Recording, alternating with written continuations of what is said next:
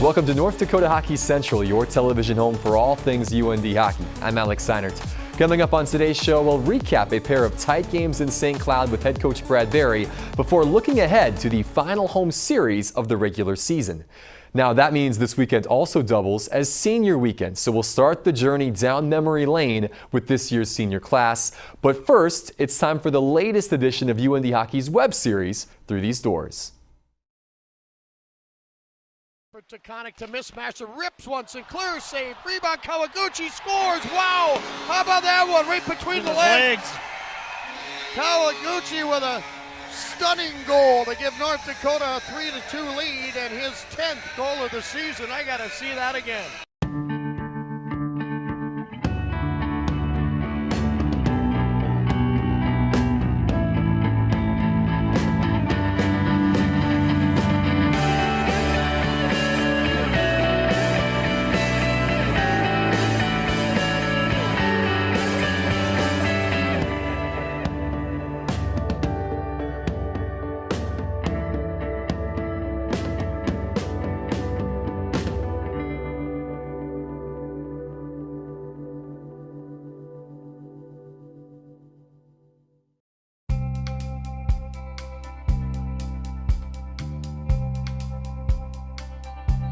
Jordan Kawaguchi has put forth a strong season on the ice, but his teammates praise him as a stand-up person first and foremost.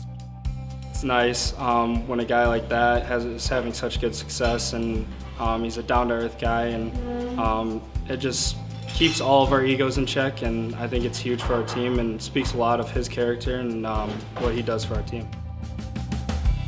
You know, Gooch is obviously an unbelievable player. He's shown throughout the year, you know, what kind of things he can do. But I think off the ice, he's just a normal guy. He's a genuine person. Always wants to get better. I think, you know, with Gooch, his biggest, you know, attribute is probably being a great teammate, not only in the locker room, on the ice, out of the rink. He's, you know, just a great guy. And I think for him to have all the success that he's having right now, you know, it's not. He's brought it all himself. He's worked hard, you know, coming off of shoulder surgeries, worked hard in the gym all year. I think Jordan and a lot of the other guys on our team, I think there's a huge emphasis on being a good teammate and being part of a family, and it's no different for Jordan. He's been an outstanding teammate, an outstanding leader, especially to us freshmen, and, you know, keeps everyone else on the team accountable as well. I was obviously unbelievable excited, that being my first goal, and he had the biggest smile I've ever seen, and came out to me, told me congratulations, got my puck for me, and yeah, it was pretty special. His line mates noticed a change in his approach to the game before the season started. I think freshman year coming in, you know, he wasn't very as vocal as he is now, but as an assistant captain, he has to be very vocal and get the guys going, especially in games. So he's usually the first one to say something when things aren't going well or when they're going right. He gives guys pats on the back and stuff like that. But overall, I think he's just grown individually and as a player, and I think people are starting to see that now. You're trying hard in practice and you want to score goals, you want to create chances. I think that you see that in games, and but when he's upset, he can, you know, you'll hear his voice out there for sure. He'll let you know whether or not you're playing good or not. So more so in practice, but it's come out a little bit in games. But that's all right. It happens to everybody, and, you know, everyone's got that drive. Jordan plays a big part in bringing positive morale to practice. I think, you know, that top line, Grant, Colin, and him like to go at it. You know, if something they don't agree with, you know, the three of them, they like to bicker at each other, and you know, but I think when you're playing like that and you bring that fire out of all three, I think it makes everyone better. You know, you'd rather have a couple of guys, you know, bring a little bit more to the practice and stuff like that than, you know, be quiet and you know, seem not engaged. So.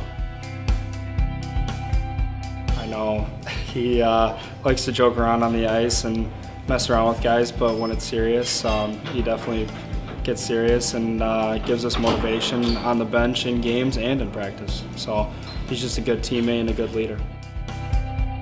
Reflecting on the season up to this point, one cannot help but marvel at the plays he has made. and there's a lot of plays that he makes where sometimes he gets it on my tape and I'm just not even ready for it. Sometimes it's just there and I'll tap it in. But I remember, who were we playing? Man, I think it was CC a few weeks ago, and I was just kind of going harder than that. And I just had my stick on the ice, and he put it between some guy's legs and right on my tape, and I just kind of tapped it in. So just little plays like that, and obviously the between the legs goal, that was pretty special, and it's good to see that. The goal between his legs, I was kind of like, did he actually just do that? So it kind of shocked me, but I mean, knowing him, that really doesn't surprise me, but just in the moment, I was kind of a little shocked about that. I see videos of him on Twitter and stuff when he was in junior, and I think just guys like that, it's cool to see how well they're doing, how determined he is to hopefully win the Hobie Baker, and I think that'd be awesome for him and for the program for sure. Something like Gooch, I know we don't play together, but whenever I'm in the lineup, as soon as the anthem's over, he gives me a little "Let's go Keener," and we've kind of done that all year, and that's. I think it just kind of shows, we've got a great relationship on and off the ice, and I think he's just a great guy for sure.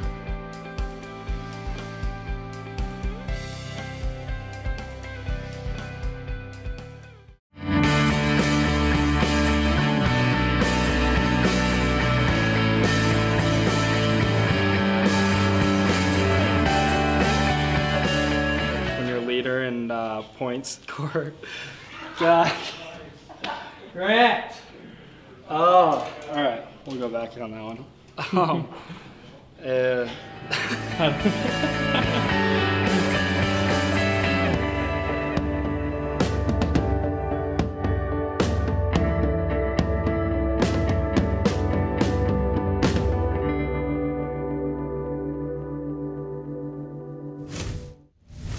Good stuff as always. Well done to Cassie Niles, Tyler Hasted, and the entire Through These Doors team. There, of course, is much more to come on North Dakota Hockey Central, as after the break, we'll get Brad Berry's thoughts on how his team can grow from a rare winless weekend. That's coming up next.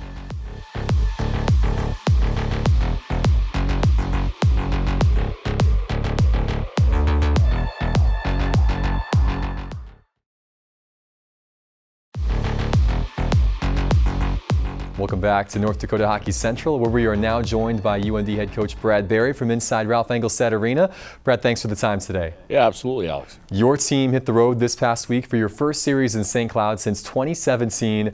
Your recent meetings with the Huskies had been hard-fought, competitive encounters, and that was the case again this weekend. Yeah, you know what? It's we go into that environment. It's on the Olympic sheet, and we don't play a whole lot of games on that size of sheet. But I thought our guys did a good job of taking away time and space. And, the one thing is we didn't cash in on some of the offensive opportunities. They played very well. Their goaltender played well. And, it's one of those things where we came out of one of 6 points out of the weekend and know that we have to be better in a couple different areas. Friday's 3-3 tie was highlighted by great play from your specialty teams. How important were those units to your success in game number one? Yeah, very important. I think it's crucial at this time of year to, have your specialty teams be sharp. Your power play, try to get 1 or 2 a game, and your penalty kill, try to shut down the other team. And and both units were very good this weekend. Like I said, it was probably the difference in the game on Saturday night. They scored 1 on the 5-minute major, and there wasn't a lot of goals scored on either side, and they got 1 and we didn't. And that seemed to be the difference of the game. But for the most part, it's been pretty sharp, and we want to continue to be that way. The Huskies would earn the extra NCHC point on Friday after Jordan Kawaguchi was stopped in a shootout. That was Jordan's last action of the weekend as he was ruled out prior to Saturday's game.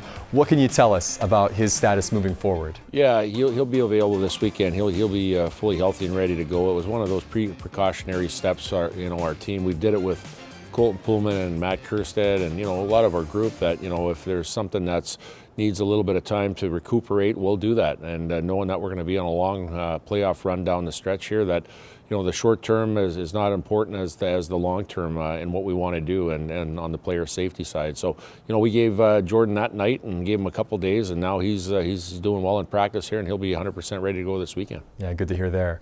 You didn't have your leading scorer from the start in game number 2, and then you lose 26 additional points from the lineup 3 minutes into the first after Shane Pinto got hit with a 5-minute major and a subsequent game misconduct. How did you adjust with those two key offensive pieces out? Well, yeah, that's tough. Obviously not having Jordan Kawaguchi to start the game, to play the game, I should say, and then, I think second shift of the game, Shane Pinto gets kicked out for a 5-minute major. That's a tough blow. But in saying that, I thought guys did a good job of adjusting and playing with some line combinations that haven't been, put together for a long time. I thought Johnny Taconic did a good job of coming up and playing some good minutes up front as a forward, having a team first mentality. And, just one of the things that we had opportunities to score some goals that we just didn't cash in on. And, it's one of those things that we got to take it for what it is and move forward here and know that obviously we have a big weekend against Western coming up. Yeah, you mentioned it there. Even without Kawaguchi and Pinto, you still had chances. You peppered David Rennick all night, out shooting St. Cloud 30-19. Plus, you only allowed 2 goals, one of which during that 5-minute major. Even in the 2-1 defeat, how did you feel about the performance on Saturday from your guys? Well, the message after the game is that, the hockey season is long. There's ups and downs of the season. By no means this is a down. The game of hockey, there's some games that, you totally dominate and in every analytical category and you don't win the result in the scoreboard. That was indicative of that game that night. There are some games where, the other team might be playing better than you and dominate in a few different areas and you end up winning that game. So it kind of evens out at the end of the day, but I think the basic thing that we got out of the game is we never deviated, even though there's some adversity, we never deviated from our compete level, our structure, and the way we wanted to play, and it showed as far as our puck possession and the way we dominated the last 40 minutes after we got through that major in the first period. It was a chippy series all weekend. Things boiled over after the final whistle on Saturday. What did you make of that incident after the game? Yeah, I think it's just heat of the moment. It's the battle of the NCHC. It's when points are on the line and positioning and pairwise. It's one of those things that happens. And like I said, I think at the end of the game, there's respect for both teams, and that's the way it's going to be from here on in as far as how high the compete level is going to be. So again, you never want to see it kind of end that way. But again, it's one of those things where I think both teams really wanted to win that night. Yeah, thankfully no suspensions for either side. It was only your second series loss all season. What can you and the team take away from this past weekend now as you move forward? Yeah, I think it's one of those things that, we have to focus on the job at hand this weekend. And, we'll have a full lineup as far as the guys that gave us continuity through the part of the schedule where we had success, and we just got to make sure that we play the game that we need to do, a fast-paced, hard, heavy game with puck possession, and obviously special teams are going to be a big part of it. Yeah, now you come back home for the final regular season series of the year against Western Michigan. What are your keys to repeating the success that you had back in December against this Bronco team? Yeah, you know what, they're a pretty quick team as well. They play very similar to how we play. It's one of those things where they've got a very offensive, dynamic group up front in their forward group. We're going to really have to make sure we take away time and space. They like to play fast, and we have to make sure that we negate them in our defensive zone. And then once we get the puck, we got to possess the puck a little bit in their end of the rink to grind them down a little bit. So I think it's one of those things where it's going to be not a lot of time and space, and it's going to be a very entertaining weekend. Yeah, we think so too. They're fighting for home ice. You're looking to clinch the Penrose Cup. It all sets up for a great weekend at the Ralph. Thanks again for the time, Brad. Best of luck against Western. Yeah, thanks, Alex. The series against the Broncos will serve as the final regular season series in the REA for 7 of Brad's players. We'll hear from those seniors on the early days of their time at UND when North Dakota Hockey Central returns.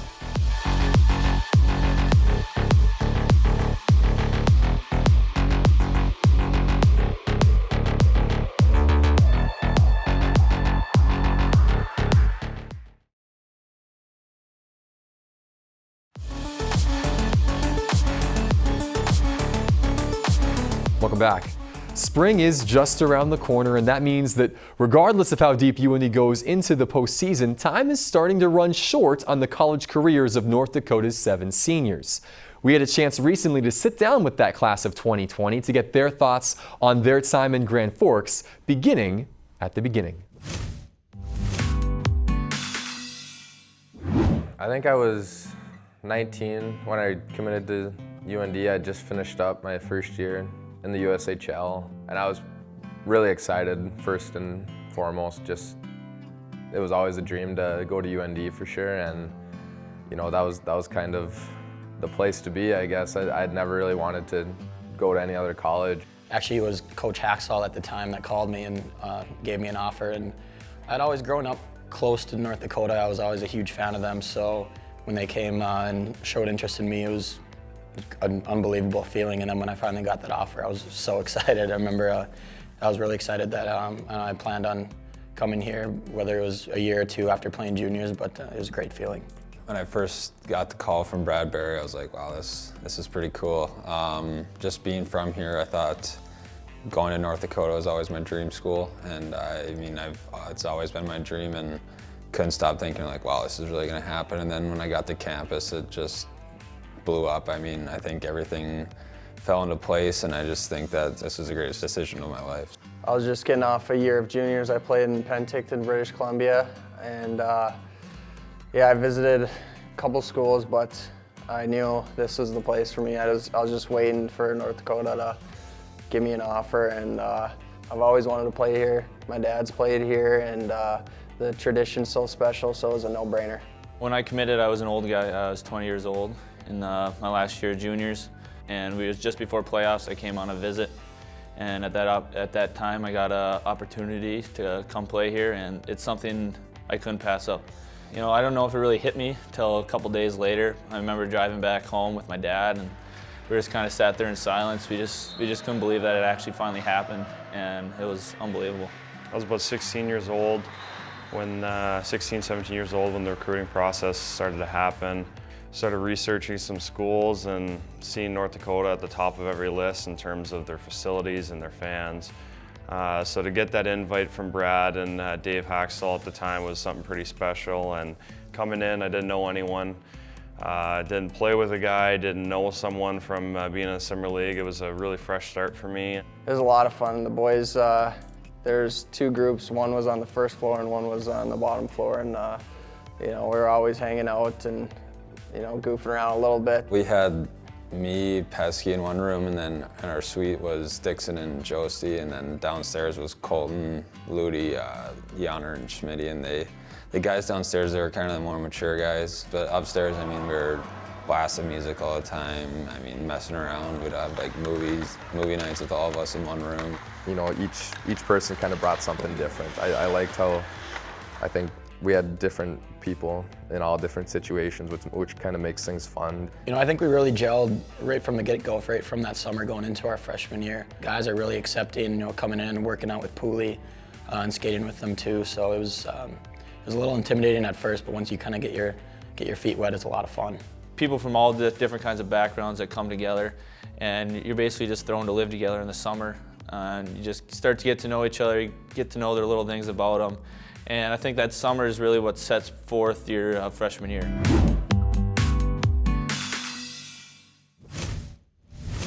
That was the first of a three-part series featuring UND seniors. We'll return to those conversations next week right here on North Dakota Hockey Central.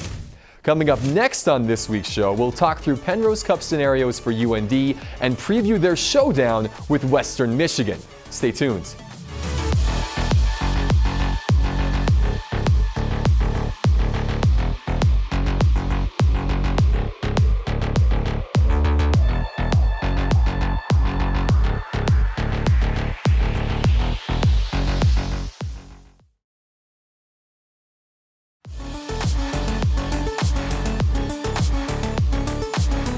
Time now to check in on the national college hockey landscape, starting with this week's USCHO.com poll. As expected, North Dakota's 3-week run at the top of the rankings is now over as they've moved down to third following a tie and loss at St. Cloud and the fact that Cornell and Minnesota State won their games this weekend by a combined score of 25-0. UND is still #1 in the pairwise, though, as a superior RPI keeps them in line for the top overall seed in the NCAA tournament, while BC, Duluth, and Denver are all tied for 4th in what's going to be a tight battle over the next month for that last #1 seed.